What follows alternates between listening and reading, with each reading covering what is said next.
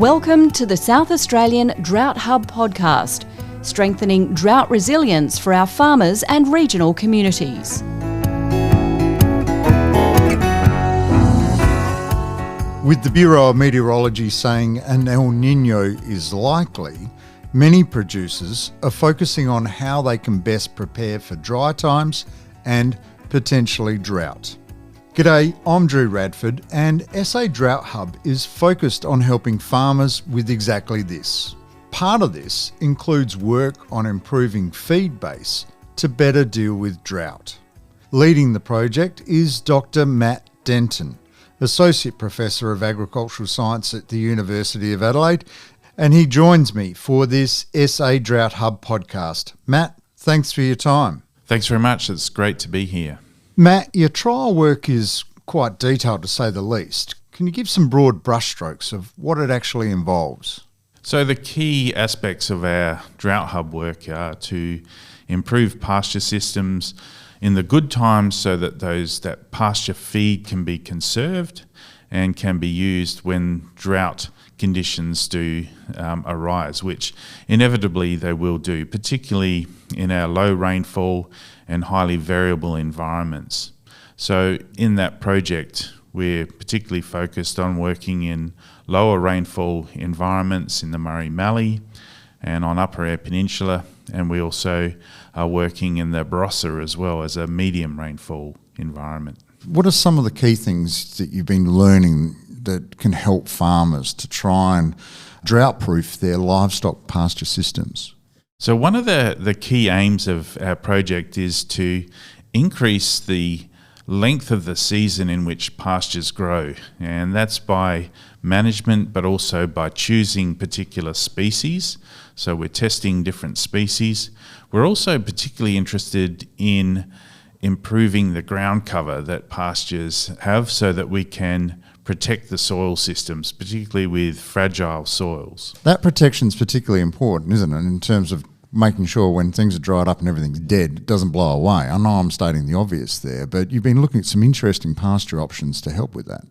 That's right. Pastures are really, really important in these systems, and that's mainly because in some of the lower rainfall environments, there are very few broadleaf species that can be used. So you can't typically use a lot of options for controlling weeds, such as broadleaf pulses and canola and things like that. So pastures really come into their own. So they're an important component of the system, and they have multiple benefits for the cropping system. As an example, they provide a disease break, they provide opportunities for weed management, and they contribute nitrogen to the system as well by fixing nitrogen. So they're a really important component to improve the growth of cereals in these systems. And you haven't been looking at this in isolation though either. You've been working with animal scientists as well and a range of other people to try and find the best fit across the range. And that's one of the really good things about this project. As you say, we work with pasture agronomists, we work with animal scientists, we work with farmers, we work with pasture experts, and we work with farming system groups. The combination of those different components is a really important part and has led to the success of this project. In terms of that success, what are some of the key findings that you have taken away from this project in terms of what producers can do differently if they're concerned about making it through a drought? In these low rainfall systems, farmers are typically using vetch and they're using annual medic species. So annual medics make up a large proportion of the pastures that farmers grow. In this project, we're using some novel species. So we're comparing some of the latest and best developed annual medic species, including strand medic and barrel medic, and we're comparing those with some novel species. So things like ceradella, bladder clover and arrowleaf clover.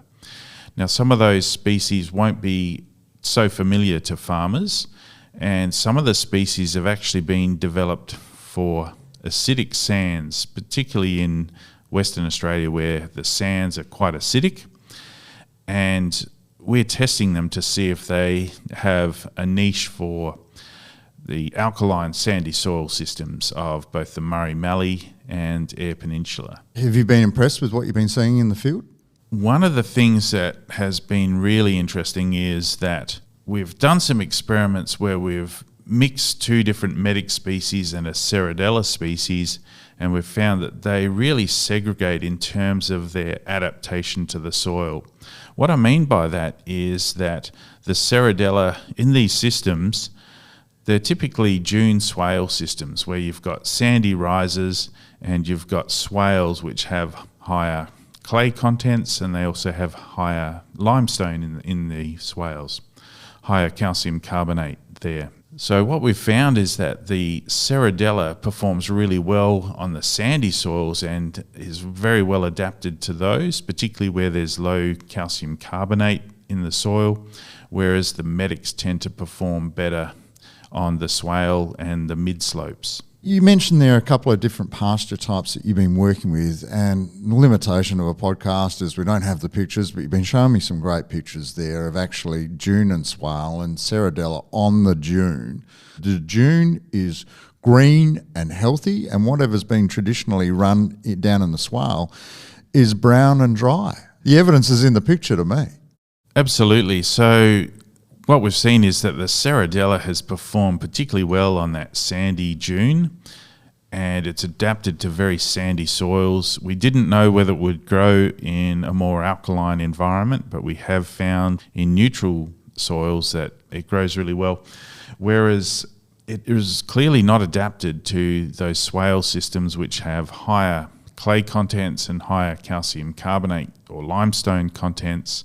And so it's performed quite poorly there. But one of the advantages of the Ceradella is that it has a deep root system and it's able to persist longer into the season. So it's been really useful in some of the trials that we've looked at where it's provided green feed right up until late November and into December, whereas the typical pasture that is used, the annual medics, in comparison, that has senesced and can only provide dry feed there. One of the other advantages of Ceradella is that it's very efficient at capturing phosphorus and using that phosphorus more efficiently than the annual medics. However, I should really note that what we're looking at here is a mixed pasture system, and it's very important that Ceradella, it's found its niche on the dune systems there, but it's doesn't appear to be adapted to the whole farming system. The work that you and fellow scientists are doing in the field, how do you feel that producers are equipped now compared to the last El Nino? We must be way ahead in terms of being better prepared in terms of, pasture, for want of a better description, to get through these tougher dry times. Well, I think that farmers are typically pretty well prepared for drought. The farmers that I interact with have a horizon where they're looking out for a number of years ahead, and that's particularly important in low rainfall variable environments where the margins are so narrow that everything is about risk management. And so pastures are a big part of that in terms of conserving fodder and managing livestock, managing their systems, feeding using containment lots to ensure that their livestock systems are productive and contribute to the cropping system. And I assume that must be one of the advantages of getting out in the field and working with someone like Mallee farmer Brenton Kroehn, where you can see the whole system in action. Absolutely. So for a number of years, I have visited Brenton's farm and the Low Bank Ag Bureau, and that has been really enlightening to see how they manage their systems. As one example, they use a lot of saltbush, and that provides fodder in times where there's a deficit of feed. That's just one aspect that they use. They also use regenerating pastures and medic pastures that are able to provide feed, and they're very well adapted to low rainfall alkaline soil environments. The work of Dr. Matt Denton and his team is helping provide another valuable tool for producers like Brenton Kroehn, who's from Borung Poll Merino Stud, just south of Waikerie. So we're about 9 kilometres south of Waikerie, We're obviously a dry land operation, so we're running a mixed cropping operation and also our livestock. We're a Poll Merino Stud. We run about 1,500 self-replacing ewes. I'm third generation, so have been doing so since my grandpa came here just after the war in 1918, I think. Wow, original soldier settler. Very much so. Wow, that's quite a remarkable legacy and would have seen a huge amount of change on your property over that time. You said something quite crucial there. You're a dry land farmer, so enhancing drought resilience for your livestock on your property has got to be pretty important, I'd imagine. Very important, and it's been a high priority for us for many years. Dad started with the intention of trying to drought-proof the farm probably in the late 80s into the early 90s. And we've got a whole heap of processes that we've implemented from there through till now, but that's where it started and we just keep rolling along. I want to talk to you about some of those processes. We really want to focus particularly on Feedbase, which is the topic of this particular podcast. But what are some of the things that you've really implemented in the property in recent time to try and put your stock in the best possible position and, importantly, preserving the land to deal with, the worst possible times? The main one, which Dad started back in, like I say, in the early 90s, was planting saltbush. We're in a low rainfall environment. We're looking at 250 mil average, but some seasons, we're looking to grow a crop on 100 mil or less. It seems to be feast or famine. So when things are good, they're good. But when they're not, because of our light, fragile soils that we've got here, we're really keen to protect them, protect organic matter and minimise drift as best we can. So we've planted saltbush over most of our non-productive ground, if you want to call it that, real rocky ground, corners of paddocks where it just hasn't been as productive and we can't grow a commercial crop as well. So over that time, we've got about 400 acres in 32 or 33 separate patches. About 25 of them are their standalone paddocks with individual water troughs. And then we've got quite a lot of hills on one of our fragile properties across the road. The hills themselves are planted with saltbush, and we just crop around them as such. So where we used to have massive drift issues, we've solved that problem and we're getting feedback from those hard to manage places too. That drift word is very crucial, isn't it? Because I imagine you grew up seeing a lot of that and the landscape would look quite different now. I certainly did, and yes, it does look different. However, it can very easily go back to that in certain spots. We've got a few hills this year that I didn't manage as best I would have liked, that are better than I would like, and they can be really problematic. And it takes many years sometimes to get them back. And the livestock have a lot to do with that. Sheep, as you know, for whatever reason, they love camping on the sandhills, and if you leave them in there too long and they bear it up, it just starts this spiral downwards. So having the saltbush was an important part of trying to protect those hills, so at least we had somewhere for the sheep to go. It's not the be-all and end-all, but certainly once you learn how to manage the saltbush and what it can do for your system, it works really well. So we've had great results over the years. Joining in the saltbush, lambing down in the saltbush, there's really wonderful protection for the ewes and the lambs. Generally, they're small patches, so you've always find that our lambing percentages are good in there as well, because if mum goes off for a wander, she's not having to walk across a 1,000-acre paddock to get back to her lamb. So we've had really good results, and it has allowed us to maintain our stocking rates in the really dry periods. You're not going to fatten sheep on saltbush. We learned that a long time ago, but you'll soon maintain weight. And with adding a bit of fibre, albeit through hay or supplementary grain, if you're lambing in there, the livestock do really, really well.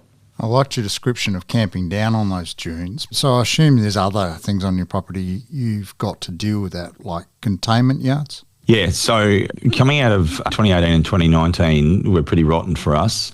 And when things are that dry, we'd fed all our saltbush and we got to a point, obviously we need rain for it to grow back. So in a good system or a good season, we can get 2 grazers off our saltbush in 18 months. But of course, if you're not having the rain for it to grow back, you might only get 1 feed in 2 years. And that's what we were presented with. So we came into 18, our paddocks were bare, it was a drought scenario, our saltbush was... well, we fed it off and it wasn't growing back at the rate we needed, so I needed another option. So in 18 we did have 2 small, what we call feedlots. There was nothing flash about them, and so we went about building drought lots, so which double as feedlots now as well. But we set up a series of 5 pens, and then I had 2 others which we modified. So we ended up with 7 pens here, which allowed us to carry about 1,000 ewes. We ended up with them in confinement for nearly upwards of 7 months it was in the end. But what that meant is we only had one mob at the paddock, which was my hoggets at the time, which were able to rotate through the last salt bush that we had and a couple of grazing paddocks that we had that weren't going to drift. So we had no stock on our fragile soils or any of our cropping ground for that period.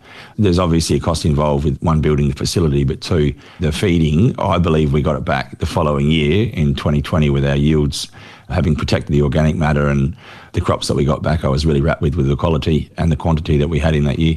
That's a really important observation, because you're taking it on the chin while you've got them contained. But to actually understand, oh, hang on, we've managed to get back into a productive cycle way faster and not had crucial soil blow away is a really important insight, I'd imagine.